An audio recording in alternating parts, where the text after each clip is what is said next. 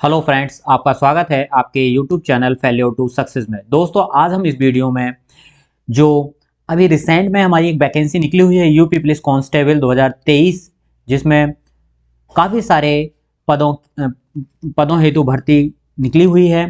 तो इस भर्ती के लिए जो सामान्य हिंदी से जो टॉपिक से जो भी क्वेश्चन आते हैं, हम उस टॉपिक को यानी सामान्य हिंदी को अच्छे से तैयार करने के लिए वीडियो श्रृंखला हमने स्टार्ट करी है। और ये जो चैनल पर आपको बिल्कुल फ्री ऑफ कॉस्ट पढ़ाया जाएगा, आप इसलिए चैनल पर बने रहें और चैनल को सब्सक्राइब कर लें, ताकि सामान्य हिंदी से संबंधित जो भी वीडियो चैनल पर मिलते हैं वो आपके यूपी पुलिस का एग्ज़ाम हो, चाहे कांस्टेबल एग्ज़ाम हो, चाहे यूपी टेट हो, सी टेट हो, R O, A R O, या अदर स्टेट के जो टेट एग्ज़ाम होते हैं, टीचिंग एलिजिबिलिटी एग्ज़ाम जो होते हैं, उनके लिए ये सामान्य हिंदी वाला जो हमारी श्रृंखला है बहुत ही इंपॉर्टेंट है। इसलिए आप हमारे चैनल पे बने रहें और चैनल को सब्सक्राइब करके नोटिफिकेशन बेल आइकन को प्रेस कर लें, ताकि जो आने वाले वीडियोज़ के नोटिफिकेशन है वो आप तक पहुंच सकें। चलिए दोस्तों, स्टार्ट करते हैं। मैं आपको एक बेसिकली बता दूं कि इस वीडियो श्रृंखला में हम क्या क्या पढ़ने जाएंगे, क्या क्या किस तरह से हमारा रहेगा। तो सबसे पहले हम जो इसमें तैयारी करेंगे, हर टॉपिक की अलग अलग श्रृंखला होगी। जैसे मैं आज जो श्रृंखला स्टार्ट करने जा रहा हूँ वो सामान्य हिंदी से रिलेटेड है। इसमें चाहे वर्तनी हो हमारी, चाहे रस हो, अलंकार हो, जो भी टॉपिक हैं वो हम सेपरेट, तो उनका स्टडी जो रहेगा वो सेपरेट तो करेंगे ही, साथ साथ जो प्रीवियस ईयर के क्वेश्चंस हैं उनको भी हम सॉल्व आउट करेंगे। तो सबसे पहले आज जो मैं पहले ये मेरा जो पहला वीडियो हम स्टार्ट कर रहे हैं, इसमें हम 2018 की जो फर्स्ट शिफ्ट और सेकंड शिफ्ट में जो एग्जाम हुए थे, उन एग्जाम में जो सामान्य हिंदी के जो क्वेश्चन आए हुए थे, जितने भी क्वेश्चन थे, उन क्वेश्चनों को आज हम इस वीडियो में सॉल्व आउट करेंगे।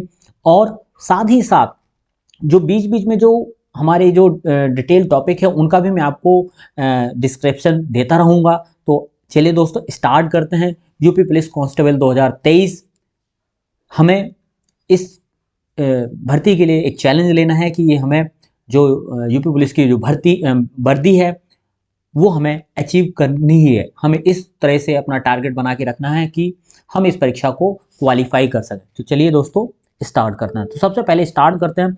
यूपी पुलिस जो कांस्टेबल हमारा जो 18 जून 2018 को पहली शिफ्ट में जो एग्जाम हुआ था, उसका जो पहला क्वेश्चन है, सामान्य हिंदी का जो पहला क्वेश्चन है, उस क्वेश्चन को हम यहाँ पर स्टार्ट करेंगे।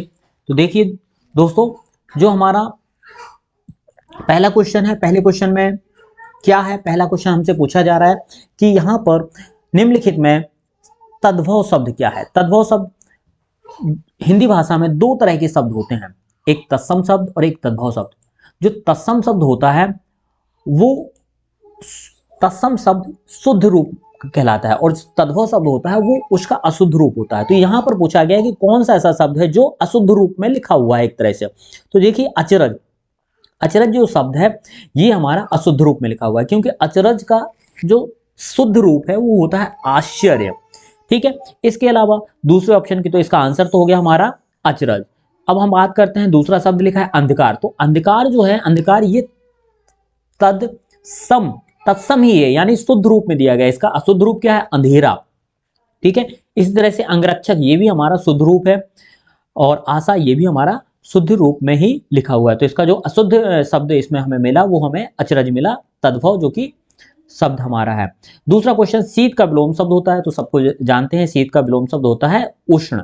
ठीक है, कर का अर्थ नहीं होता है। कर शब्द यहाँ पर दिया गया है और इसका पूछा है कि इसका अर्थ नहीं होता है। तो क्या अर्थ नहीं होता है? तो देखिए यहाँ ऑप्शन दिए गए हैं, सूर्य है पहला ऑप्शन, दूसरा किरण है, हाथ है, टैक्स है। तो कर मतलब हाथ होता है, टैक्स भी होता है, और सूर्य चंद्रमा की जो किरणें होती हैं उसको भी हम कर कहते हैं। लेकिन जो सूर्य है, सूर्य कर का अर्थ नहीं होता है। सूर्य किसका अर्थ होता है? भानु, भास्कर, दिवाकर, दिनकर, ये सूर्य के पर्यायवाची हैं या इसके समानार्थी शब्द हैं। ठीक है, रवि भी सूर्य का है। तो यहां पर जो हमारा आंसर हो जाएगा वो हो जाएगा सूर्य। नेक्स्ट क्वेश्चन बात करते हैं, जो कठिनाई से मिलता हो के लिए एक शब्द होगा। जो कठिनाई से मिलता है उसे हम कहते हैं दुर्लभ, और जो आसानी से मिलता है उसका अर्थ उसे कहते हैं सुलभ। दुर्गम ऑप्शन की बात करते हैं, दुर्गम का मतलब है जहां पर आसानी से ना जाया सके, ऐसी जगह जहां जो जाने में दुर्लभ हो, जहां पर जाना दुर्लभ हो, कठिन हो, तो उसे हम दुर्गम कहते हैं। अगम और दुर्गम दोनों सेम ही अर्थ हैं। नेक्स्ट क्वेश्चन की हम बात करते हैं, अनिल और अनल। तो अनिल जो होता है वो हवा का पर्यायवाची होता है और अनल जो होता है वो आग का पर्यायवाची होता है। यानी इसका मतलब है आग और अनिल का मतलब होता है हवा। तो यहां पर देखिए हवा और आग, तो हम ऑप्शन देखना है वायु अग्नि। वायु हवा कहते हैं और अग्नि मतलब आग कहते हैं, तो इसका आंसर हो जाएगा पहला। ठीक है, अग्नि वायु नहीं होगा, उल्टा लिखा हुआ, हवा पानी ये भी नहीं होगा, आग पानी ये भी हमारा नहीं होगा। ठीक है, पराजय में उपसर्ग। तो यहां पर देखिए उपसर्ग की बात की होती है। उपसर्ग जो लगता है वो शब्द देखिए पहले लगता है, जो मूल शब्द होता है उससे पहले लगने वाला जो जो भी शब्द हो उसे हम उपसर्ग कहते हैं। ठीक है, तो यहां पर देखिए पराजय, पराजय का मूल शब्द है जय, इसमें आगे क्या लगा हुआ परा, तो ये हमारा हो जाएगा इसका उपसर्ग, यानी आंसर हो जाएगा सी। लिखावट में प्रत्यय, प्रत्यय जो होता है वो पीछे लगता है शब्द के, मूल शब्द जो होता है उसके पीछे लगता है प्रत्यय। ठीक है, प्रत्यय पीछे। लिखावट, तो यहां पर देखिए मूल शब्द है लिख, लिख मूल शब्द है, उसमें क्या लगा आवट, तो यहां पर आंसर हो जाएगा चौथा आवट। महोत्सव का संधि विच्छेद है, महोत्सव जो है इसका संधि विच्छेद क्या होगा, एक हमारे चैनल पर वीडियो पड़ा हुआ वीडियो डले हुए हैं, अपलोड किए गए हैं, जिसमें स्वर संधि के जितने भी प्रकार होते हैं, व्यंजन संधि का नहीं दिया गया, लेकिन स्वर संधि जितनी भी हैं उनको हमने डिस्क्राइब कर रखा है, वो आई बटन पे आपको दिख रहा होगा, उस आई बटन पे जाके आप उन स्वर संधि को आप पढ़ सकते हैं। तो महोत्सव का जो संधि विच्छेद होगा वो क्या हो जाएगा, महाधन उत्सव।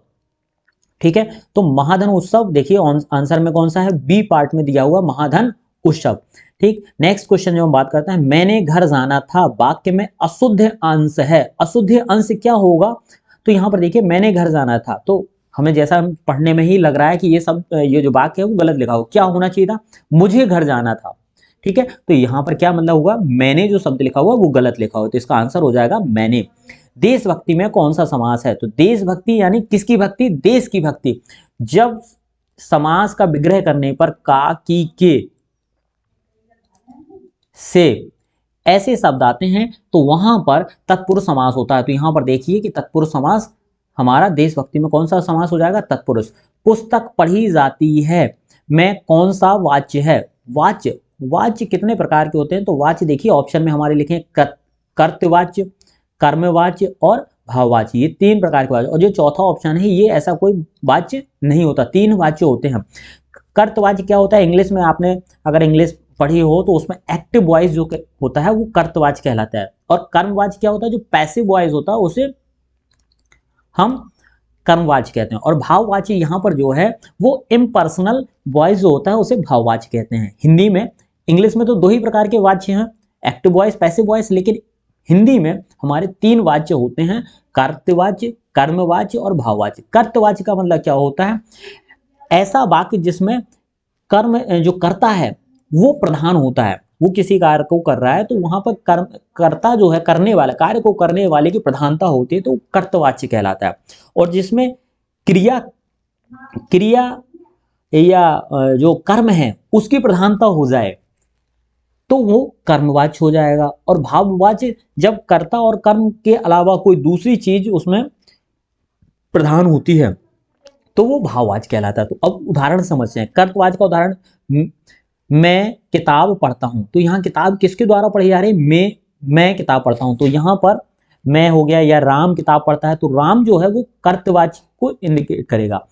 मेरे द्वारा किताब पढ़ी जाती है, मेरे द्वारा क्या किया जा रहा, किताब पढ़ी जा रही है, तो यहाँ पुस्तक जो है या किताब जो है वो कर्मवाच्य के लिए हो जाएगी, तो पुस्तक पढ़ी जाती है।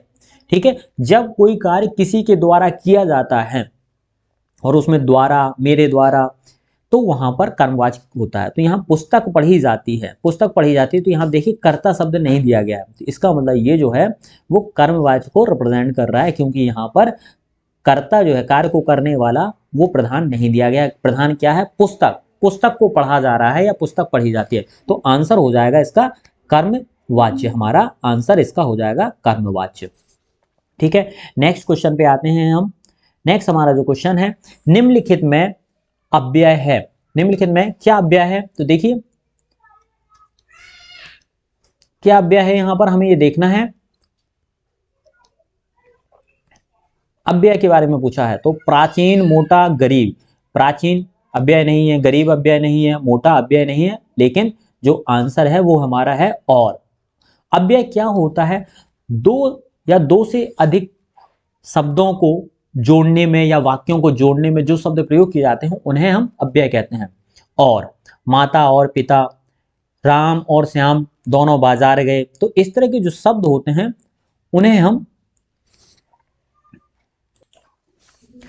देखिए नेक्स्ट क्वेश्चन जो है हमारा वो क्या है, यहां पर बात की गई है कि जो हमारा नेक्स्ट क्वेश्चन में लिखा हुआ है निम्नलिखित में से कौन निम्नलिखित में से अव्यय है। तो अव्यय क्या होता है, दो या दो से अधिक शब्दों या वाक्यों को जोड़ने में जो शब्द प्रयोग किया जाता है उन्हें अव्यय कहते हैं। तो यहाँ पर देखिए और जो शब्द है वो अव्यय है, इंग्लिश में इनको कंजक्शन कहते हैं। कंजक्शन यानी शब्द या युग्म संयोजन, ठीक है, अव्यय कहलाते हैं। हिंदी में पूर्ण विराम का चिन्ह होता है, इंग्लिश में पूर्ण फुल स्टॉप कहते हैं और इसको हिंदी में ये हमारा पूर्ण विराम का चिन्ह होता है। तो ये इसका आंसर हो जाएगा सी। ये पहला वाला जो चिन्ह है ये कौन सा चिन्ह है, विस्मय बोधक चिन्ह है, ठीक है। एक्सक्लेमेटिव मार्क्स इंग्लिश में कहते हैं। ये डॉट बना हुआ है ये क्या है, फुल स्टॉप है। ये हिंदी में प्रयोग नहीं किया जाता है, या होगा तो किसी को शॉर्ट फॉर्म में लिखना है तो वहां पर यूज करेंगे। और ये हमारा लास्ट वाला जो है वो प्रश्नवाचक चिन्ह यानी क्वेश्चन मार्क का चिन्ह है। तो इसका आंसर जो हो जाएगा पूर्ण विराम का जो चिन्ह होता है वो ये होता है। अगर अर्ध विराम हो तो हमारा ये हो जाएगा, अगर अल्प विराम हो तो ये बना के सेमीकोलन हो जाएगा या अल्प विराम हो जाएगा। विस्मय बोधक चिन्ह ये विस्मय बोधक चिन्ह हो जाएगा और प्रश्नवाचक चिन्ह ये हमारा प्रश्नवाचक चिन्ह हो जाएगा। युग्म योजक चिन्ह इस तरह से डैश लगा होता है, योजक चिन्ह कहलाता है, ठीक है। तो यहाँ मैंने विराम जो चिन्ह होते हैं उनके बारे में आपको बताया। दूध का दुल्हा होना मुहावरे का अर्थ है। दूध का दुल्हा होना यानी आपने सुना होगा तुम कौन से दूध के धुले हो, यानी तुम कौन से निर्दोष हो। तो यहाँ पर जो वो हो जाएगा दूध का दुल्हा होना यानी निर्दोष होना, ठीक है। नेक्स्ट जो हमारा इसका आंसर है निर्दोष होना। जिसकी लाठी उसकी भैंस का अर्थ, लोकोक्ति का सही अर्थ क्या होगा, जिसकी लाठी उसकी भैंस। तो इसमें समझ में आ रहा है कि जिसके पास लाठी है उसी की भैंस होगी, यानी जिसके पास लाठी से यहाँ पे मतलब है बल यानी शक्ति। जिसके पास लाठी या शक्ति बल है या शक्ति है, भैंस यानी भैंस से यहाँ पर मतलब हो जाएगा उसी का काम होगा या इस तरह से, ठीक है। तो ऑप्शन देखते हैं। शक्तिशाली आदमी मूर्ख होता है, तो ये आप मूर्ख गलत लिखा हो। शक्ति संपन्न आदमी अपना काम बना लेता है, ये हो सकता है। बुद्धि संपन्न आदमी अपना काम बना लेता है। अब देखिए मैंने आपको बताया था लाठी से मतलब है शक्ति या बल, तो यहाँ बुद्धि की बात नहीं है, तो इसमें बुद्धि गलत लिखा हो, तो इसमें बुद्धि ये गलत हो गया, तो आंसर हो जाएगा बी। नेक्स्ट, वीर रस का स्थायी भाव होता है। तो रस जो है रस अगर आपने नहीं पढ़े हुए हैं तो हम अपने चैनल पर मैंने जैसा कि आपको बताया था स्टार्टिंग में कि हम जो भी टॉपिक्स हैं उनकी अलग अलग वीडियोस लाएंगे। ये चूंकि हमारा पहला वीडियो है तो आप चैनल पर बने रहें, संधि के वीडियोस आपको चैनल पर पहले से मिल जाएंगे, ठीक है। तो नेक्स्ट वीडियो जो हमारा रहेगा वो रसों से रिलेटेड होगा, या जो भी टॉपिक रहेंगे वो आपको चैनल को सब्सक्राइब करके रखिए तो आपको नोटिफिकेशन मिलता रहेगा, ठीक है। तो हम क्वेश्चन की बात कर रहे थे, वीर रस का स्थायी भाव होता है। तो कितने रस होते हैं, तो मूल रूप से 10 या 11 रस, 10 और अधिकतम 11 रसों की बात की गई है हिंदी भाषा में। तो कौन जो वीर रस है इसका स्थायी भाव जो होता है वो उत्साह होता है, ठीक है। जबकि पहला जो स्थायी भाव क्रोध लिखा हुआ है ये किसके लिए होता है, क्रोध जो होता है वो रौद्र रस जो होता है उसका स्थायी भाव है, रौद्र रस का स्थायी भाव क्रोध होता है। विस्मय किसका है, तो विस्मय जो है वो अद्भुत रस जो आश्चर्य वाला होता है उसके लिए हम विस्मय रस स्थायी भाव यूज कर सकते हैं। भय किसका है, भय जो होता है वो हमारा भयानक रस होता है, उसके लिए स्थायी भाव भयानक का स्थायी भाव जो है वो भय होता है, भयानक रस जो है उसका स्थायी भाव भय होता है। चलिए नेक्स्ट क्वेश्चन की बात करते हैं। दोहा की प्रथम चरण में कितनी मात्राएं होती हैं। तो दोहा जो होता है, जैसे अगर आपने रामचरितमानस पढ़ी हुई है तो उसमें दोहा और चौपाइयों का जो हमारा है वो उस तरह से, और उसमें हमें सोठा भी पढ़ने को मिलता है, तो उसी में हम दोहे की बात करते हैं। तो दोहा जो होता है वो 4 चरण वाला एक छंद होता है, ठीक है, 4 चरण वाला छंद है। और जैसे इसमें जो 4 चरण होते हैं उनमें मात्राएं बनी होती हैं। तो मात्राएं कितनी कितनी होती हैं? जो पहला चरण होता है उसमें 13, पहला चरण तीसरे चरण में, यानी जो विषम चरण है उनमें 13 मात्राएं होती हैं, और जो सम चरण होते हैं उसमें 11 मात्राएं होती हैं। तो यहाँ पर देखिए प्रथम चरण की बात की गई है, तो प्रथम चरण में मैंने आपको बताया 13, और अगर यही द्वितीय चरण होता तो आंसर हो जाता 11। तीसरा चरण है तो भी आंसर 13 होगा, यानी पहला और तीसरा, फर्स्ट चरण और जो तीसरा चरण है उसमें हमारी 13 मात्राएं होती हैं। और अगर हमसे पूछा जाता कि द्वितीय चरण या फिर चौथे चरण में कितनी मात्राएं होती हैं, तो वो हो जाएगा 11। ठीक है, दोहा हो गया। जबकि चौपाई जो होता है, चौपाई में भी 4 चरण होते हैं, लेकिन उसके प्रत्येक चरण में 16-16 मात्राएं होती हैं, और चौपाई के अंत में गुरु होता है। जैसे मैं आपको एक चौपाई बताता हूं, बंदहु गुरुपद पदम परागा, ये इस चौथाई का एक चरण हुआ, परागा। तो यहां पर देखिए कि जो परागा जो है वो दीर्घ, या जो गुरु है उस मात्रा से खत्म हो रहा। बंदव गुरुपद पदम परागा सुरुचि सुबास चरण सुरुचि सुबास सरस अनुरागा। तो अनुरागा में भी गुरु। तो मैंने आपको बताया कि जो चौपाई होती है, चौपाई में 4 चरण होते हैं, प्रत्येक चरण में 16-16 मात्राएं होती हैं, और हर चरण जो है उसमें जो अंत होता है चरण का वो गुरु से खत्म होता है। तो यहाँ पर हमने इस क्वेश्चन को देखा। नेक्स्ट क्वेश्चन की बात करते हैं, उसमें लिखा हुआ निम्नलिखित में से कौन सा शब्द अलंकार है। तो अलंकार का भी वीडियो आपको चैनल पर मिलेगा, ठीक है, आप उस वीडियो को देख सकते हैं। अलंकार, तो शब्द अलंकार, अलंकार जो होते हैं वो हिंदी में 3 प्रकार के होते हैं, शब्द अलंकार, अर्थालंकार और उभयालंकार। शब्द अलंकार जिसमें शब्दों के द्वारा किसी गद्य या पद की को अलंकृत किया जाता है, सुशोभित किया जाता है, उसकी सुंदरता को बढ़ाया जाता है, सौंदर्य को बढ़ाया जाता है, उसको शब्द अलंकार कहते हैं। शब्द अलंकार कई प्रकार के होते हैं। तो यहाँ पर जैसे हम बात करते हैं, जो उसका उदाहरण है वो हमारा हो जाएगा, देखिए उपमा अलंकार जो है अर्थालंकार का होता है, उत्प्रेक्षा अलंकार भी अर्थालंकार का प्रकार है, रूपक अलंकार भी अर्थालंकार का प्रकार है। तो इसका आंसर जो है वो यमक अलंकार है। अनुप्रास अलंकार, यमक अलंकार, श्लेष अलंकार, ये हमारे शब्द अलंकार के प्रकार होते हैं। ठीक है, तो इसका आंसर जो हमारा है वो है यमक अलंकार, जो शब्द अलंकार का एक प्रकार है। निम्नलिखित में से तालव्य ध्वनि है। तालव्य ध्वनि जो है वर्णों की जो ध्वनि है, इसका भी एक सेपरेट वीडियो हम लाएंगे चैनल पर शीघ्र ही। उसमें आप सभी जो भी वर्ण हैं उनकी कहाँ कहाँ से ध्वनि उत्पन्न होती है, स्वरों की ध्वनि कहाँ से उत्पन्न होती है, उसके बारे में पूरा रहेगा। फिलहाल हम अपने इसमें आंसर की बात करते हैं। तो यहाँ पर जो देखिए मैं आपको एक मोटा मोटा फिर भी आइडिया दे देता हूँ। तो पहला जो ध्वनि स्थान है वो है कंठ, तालु, मूर्धा, दंत, ओष्ठ। ये 5 बेसिकली स्थान जो हमारे हैं वो कंठ से, तालु से, मूर्धा से, दंत से, ओष्ठ से। ठीक है, तो कंठ से का वर्ग के जितने भी वर्ण हैं, तालु से जो चा वर्ग है, मूर्धा से टा वर्ग, दंत से ता वर्ग और ओष्ठ से पा वर्ग। तो इस तरह से कर सकते हैं। ठीक है, अब ये देखिए का वर्ग और ये पा वर्ग तो हमारा खत्म हो जाएगा, टा वर्ग भी नहीं आया। अब क्या रह गया इसमें, क्योंकि का वर्ग मैंने बताया किससे होगा, ये कंठ से हो जाएगा, पा वर्ग किससे हो जाएगा, ओष्ठ से हो जाएगा, और टा वर्ग जो हो जाएगा वो दंत से हो जाएगा। अब तालु वाला पूछा तो बचा ऑप्शन क्या है, वो शा बचा। तो इसका मतलब तालव्य ध्वनि क्या है हमारी, सा हो जाएगी। ठीक है, नेक्स्ट क्वेश्चन की हम बात करते हैं। नेक्स्ट क्वेश्चन जो हमारा है उसमें बोला गया है निम्नलिखित में कौन सा वर्ण अघोष वर्ण है। अघोष है, तो अघोष क्या होते हैं, जो भी हमारे वर्ग हैं, वर्णों के 5 वर्ग होते हैं, का वर्ग, चा वर्ग, टा वर्ग, ता वर्ग और पा वर्ग। तो इसमें पहला और जो दूसरा वर्ण है, पहला दूसरा जो होता है वो हमारा अघोष होता है। पहला दूसरा जो वर्ण है वो अघोष होगा। तीसरा, चौथा और जो 5वां वर्ण होता है वर्गों का वो हमारा घोष होता है। अब घोष और अघोष वर्ण क्या है, तो अघोष वर्ण वो होते हैं जिनके उच्चारण में नाद नहीं होता है, केवल श्वास ही होती है, वो अघोष कहलाते हैं। और घोष में जिनमें श्वास के साथ साथ नाद भी होता है वो हमारे घोष वर्ण कहलाते हैं। तो का जो देखिए पहला, तो ये कौन सा वर्ण है, तीसरा वर्ण है। ये कौन सा वर्ण है, का खा गा घा या चा छा जा, ये तीसरा हो गया।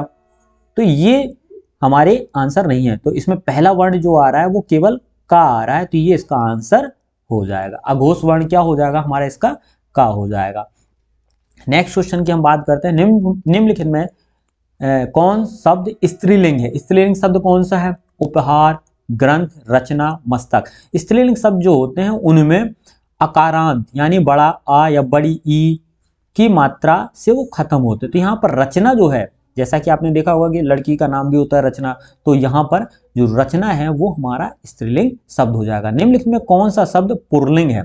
इच्छा, देखिए अभी मैंने ऊपर वाले एग्जाम्पल बताया कि जिसमें अकारांत होता है वो तो हमारा स्त्रीलिंग होता है, तो ये अकारांत है क्योंकि बड़े आ से खत्म हो रहा है, तो ये आंसर नहीं होगा। रक्षा ये भी नहीं होगा, योग्यता ये भी नहीं होगा, तो इसमें क्या हो जाएगा, राष्ट्र, ये इसका सही आंसर हो जाएगा।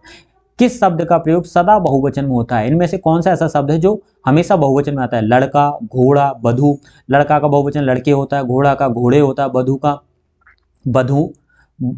का बधुएं भी होता है। प्राण जो शब्द है उसके प्राण निकल गए, ठीक है, ऐसे नहीं बोलते उसका प्राण निकल गया, ऐसा नहीं बोलेंगे, उसको हमेशा बहुवचन, यानी जिसका आंसर है वो प्राण। प्राण शब्द जो है वो हमेशा बहुवचन में प्रयोग किया जाता है। ने किस कारक का चिन्ह होता है। तो जो कारक होते हैं, हर प्रत्येक कारक का कोई ना कोई चिन्ह होता है। अगर आपने हिंदी को पढ़ा हुआ है और उसकी तैयारी कर रहे हैं तो इसका भी हम एक वीडियो लाएंगे। तो कर्ता ने, तो जो कर्ता ने, कर्ता का जो चिन्ह होता है वो ने होता है। कर्म को, कर्म का जो चिन्ह होता है वो को होता है, ठीक है। बाकी हम डिटेल में किसी वीडियो में देखेंगे। निम्न में सर्वनाम है। सर्वनाम क्या होते हैं, वे शब्द जो संज्ञा के स्थान पर प्रयोग किए जाते हैं उन्हें सर्वनाम शब्द कहते हैं। घर, पहाड़, आप, नदी। तो यहाँ पर देखिए आप जो शब्द है वो सर्वनाम शब्द है। निम्नलिखित में विशेषण है। विशेषण क्या होते हैं, संज्ञा और सर्वनाम शब्दों की विशेषता बताने वाले शब्दों को विशेषण कहते हैं। लंबाई, समझ, बुढ़ापा, शांत। बुढ़ापा, देखिए बुढ़ापा जो है वो संज्ञा है। शांत, शांत जो है ये हमारा विशेषण है, ठीक है। तो इसका आंसर हो जाएगा शांत। लंबाई, ठीक है, समझ, तो यहाँ पर जो शांत है वो हमारा हो जाएगा विशेषण शब्द। प्रेरणार्थक क्रिया होती है। तो प्रेरणार्थक क्रिया जिस, ऐसी क्रिया जो खुद ना हो रही हो, कुछ ऐसा लगे जिसमें किसी को मोटिवेट किया जा रहा हो। तो देखिए अब पढ़ते हैं इसमें। गिनना खुद हो सकता है, बोलना खुद हो सकता है, कहना खुद हो सकता है, लेकिन सुनाना, सुनाना, सुनाना मतलब उसको प्रेरणा दी गई है सुनाना। तो यहाँ पर जो आंसर हो जाएगा वो हमारा हो जाएगा सुनाना। सुनाना जो हमारी है वो है प्रेरणार्थक क्रिया है। अगर यही सुनना होता तो ये प्रेरणार्थक क्रिया नहीं होती, ठीक है। लड़के ने पुस्तक पढ़ी, वाक्य का काल है। पढ़ी है, लड़के ने पुस्तक पढ़ी है यानी किताब वो पढ़ चुका है। तो इसका जो हो जाएगा पूर्ण वर्तमान काल, जो जो क्रिया है या जो लड़का जो काम कर रहा है वो पूरा हो चुका है, ये कन्फर्म है, तो यहाँ पर हो जाएगा पूर्ण वर्तमान काल। जो काल है, तीन प्रकार के काल होते हैं, वर्तमान काल, भूतकाल, भविष्य काल। इनके क्या क्या प्रकार होते हैं इनका भी हम एक वीडियो चैनल पर लाएंगे, उसको आप देख के ये क्वेश्चन आसान लगेंगे आपको। नेक्स्ट हम बात करते हैं अगले क्वेश्चन की। तो यहाँ पर एक गद्यांश दिया हो गया, इस गद्यांश को हम पढ़ते हैं। भारत में स्वाधीनता प्राप्त करने के बाद अनेक क्षेत्रों में महत्वपूर्ण उपलब्धियां प्राप्त की हैं। जब हम स्वतंत्र हुए तो उस समय हमारी स्थिति अच्छी ना थी, सरकारी प्रयासों से काफी सुधार हुआ, परंतु अभी भी एक क्षेत्र ऐसा है जिसमें सुधार नहीं हुआ। इस क्षेत्र में हमें सुधार करने की अभी तक कुछ विशेष नहीं कर पाए, वह क्षेत्र है खेलों का। इसमें बड़ी विडंबना और क्या और हो सकती है कि वर्षों से हम ओलंपिक में कोई भी स्वर्ण पदक तक नहीं जीत पाए, स्वर्ण पदक नहीं जीत पाए। दुनिया के छोटे छोटे अविकसित निर्धन राष्ट्रों के प्रतिभागी भी खेलकूद के क्षेत्र में हमसे आगे निकल गए हैं। कभी हॉकी का विशेष चैंपियन रहने वाला भारत आज इस खेल में अपनी प्रतिष्ठा खो चुका है। खेलों के गिरते स्तर के लिए कौन जिम्मेदार है। एक ओर सरकार की उदासीन दोषपूर्ण सरकारी नीतियां हैं, तो दूसरी ओर विभिन्न खेल संघों की गुटबाजी, खिलाड़ियों के लिए सुविधाओं एवं प्रशिक्षण का सर्वथा अभाव या कुछ और प्रतियोगिताओं में भाग लेकर खाली हाथ लौटने पर सभी एक दूसरे को दोषी बताते हैं। कारण चाहे जो भी हो, इतना तय है कि हम खेलकूद को राष्ट्रीय सम्मान का पर्याय नहीं मानते। अभाव प्रतियोगिताओं का नहीं, अभाव है तो लगन का, प्रोत्साहन का, संकल्प का और मुंहतोड़ जवाब देने वाले जीवट का गद्यांश का उपयुक्त शीर्षक हो सकता है। तो देखिए आपने गद्यांश पढ़ा हमने, यहाँ पर पूरा का पूरा जो फोकस है वो खेलों के बारे में किया गया है। ठीक है, तो अब ऑप्शन पढ़ते हैं। उपयुक्त शीर्षक क्या है? स्वतंत्रता प्राप्ति नहीं होगा, खेलों का गिरता स्तर, ओलंपिक पदक ये भी नहीं है, राष्ट्रीय प्रतियोगिताएं ये भी नहीं है, खेलों के गिरते स्तर की बात यहाँ पर जो की गई है वो हमारा यहाँ पे उपयुक्त शीर्षक रहेगा। खेलों के गिरते स्तर का कारण नहीं है, क्या कारण नहीं है जिसकी वजह से खेलों का स्तर गिर रहा है? दोषपूर्ण नीतियां, संघों की गुटबाजी। देखो दोषपूर्ण नीतियां बिल्कुल सही कारण है, संघों की गुटबाजी ये भी कारण है, सुविधाओं का अभाव, खेलों के लिए राष्ट्रीय सम्मान और सुविधाओं का अभाव। अब देखिए यहां पर दोषपूर्ण नीतियां बिल्कुल ठीक है, संघों की गुटबाजी बिल्कुल संघों की गुटबाजी हो रही है, सुविधाओं का अभाव, तो सुविधाओं का अभाव ये खेलों के स्तर, खेलों के लिए राष्ट्रीय सम्मान, खेलों के लिए राष्ट्रीय सम्मान, तो ये जो है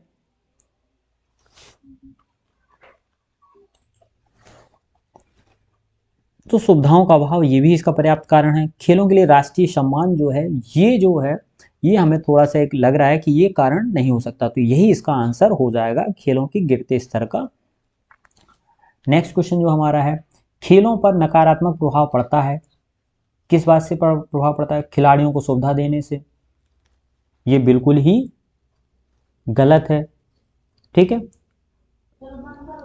अभ्यास करने से, ये भी बिल्कुल गलत है। आपसी गुटबंदी से, ये भी ये आपसी गुटबंदी, ये खिलाड़ियों को सम्मान देने से, ये भी गलत है, तो इसका आंसर हो जाएगा आपसी गुटबंदी से। गद्यांश के अनुसार राष्ट्र की उपलब्धियों में नहीं है शिक्षा, स्वास्थ्य, खेल, चल खेलों में निर्धन राष्ट्र भी हमसे आगे निकल गए हैं, क्योंकि वहां आपसी गुटबंदी, खिलाड़ियों की उपेक्षा, दोषपूर्ण नीतियां, खेलों का राष्ट्र सम्मान, तो यहां पर क्या है कि आपसी गुटबंदी नहीं है, खिलाड़ियों की उपेक्षा नहीं होती, दोषपूर्ण नीतियां नहीं है, खेलों को राष्ट्र सम्मान दिया गया है, तो ये इसका आंसर ये हो जाएगा। बीजक किसकी रचना है? तो यहाँ पर देखिए जो गद्यांश थे, गद्यांश के 5 क्वेश्चन हमने अटेंड कर लिए। अब जो हमारे क्वेश्चन है वो रचनाओं वगैरह के लिए। बीजक जो रचना है वो किसकी रचना है? तो बीजक जो है वो कबीरदास की रचना है। अंधेर नगरी जयशंकर प्रसाद, मोहन राकेश, भारतेंदु हरिश्चंद्र, भीष्म साहिनी। तो अंधेर नगरी जो है भारतेंदु हरिश्चंद्र की रचित नाटक जो है अंधेर नगरी, भारतेंदु हरिश्चंद्र द्वारा लिखा गया है। कामायनी जयशंकर प्रसाद। ठीक है, गोदान बहुत ही अच्छा उपन्यास है। गोदान किसका उपन्यास है? मुंशी प्रेमचंद जी का।